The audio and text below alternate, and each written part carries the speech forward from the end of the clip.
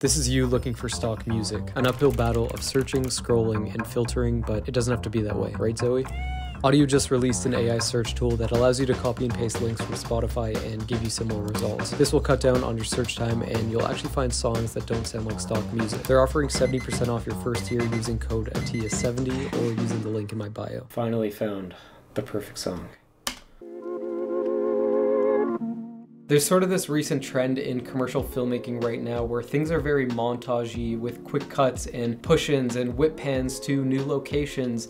And I'm guilty of this myself because I think the Depop project was exactly that, and I'm not hating on this trend whatsoever. But in this video, I wanted to point out a few logistical nightmares that come up when doing this style of filmmaking. Not only have I shot these montage type of commercials, but I've also worked on a bunch of them in the electric department, and I understand why they're popular. I think they're sort of in line with our current attention spans and just things being very fast-paced. It takes so much time to set up a room and then shoot in it. You know, you have to style it, you have to light it, then you have to do the blocking and then the shooting. And I think a lot of the times when the creative is being written for these types of shoots, it sounds really cool on paper, you know, it adds a lot of production value, but I think the logistics of them are just a total afterthought. I only realized this on my Depop commercial when we planned to shoot in 6 different rooms and we started to fall behind on the schedule, and I didn't realize by moving locations so many times, you're gonna need to allocate a ton of time in between each setup. Not only that, but one of the biggest mistakes I realized on the Depop project was not taking into account the crew is also going to have to store their gear.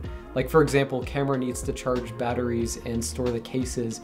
Wardrobe needs a room for changing and storing their clothes, and same with props, they needed a whole separate room to put their stuff. And this just led to the day being a lot of do-si-doing, people moving around each other, and I only realized this on the shoot day when people were asking me where is safe to store the gear because no room was safe. Before you enter a room, you had to clear out all this gear, and if you're on a production that's like 2 times the size, where there's production tents, there's more equipment, there's more crew, you know, it's just a lot bigger in scale. You have to move all this stuff before you get shooting, and I just think it eats so much into the schedule. This is now something I try to keep in mind for future projects as I'm in the midst of trying to find my next project to work on. It's easy to let your imagination run free during the creative process, and I think it's really important to do so, but I also think it's really important to keep all this stuff in mind and understand the restraints and capabilities. I think these montage style commercials would actually be a lot easier to do at a smaller scale with less moving pieces and a small crew,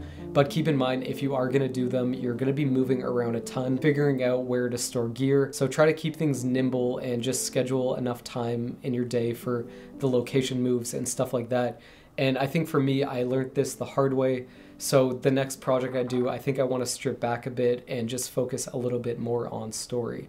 If you like this video and want to see more videos like this, then check this one I have queued up. Thank you for watching and subscribe to my channel.